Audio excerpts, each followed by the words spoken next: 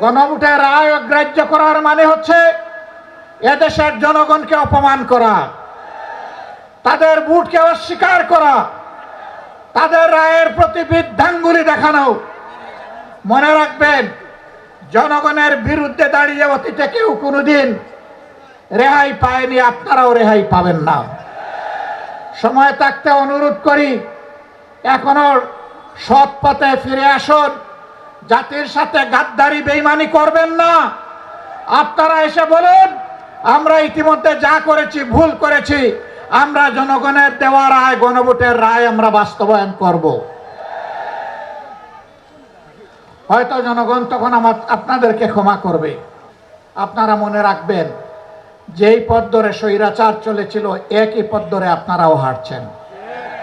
স্বৈরাচারের যে পরিণতি অতীতে হয়েছে, আপনাদের পরিণতি ভিন্ন হবে না যদি এই পথ থেকে আপনারা ফিরে না আসেন।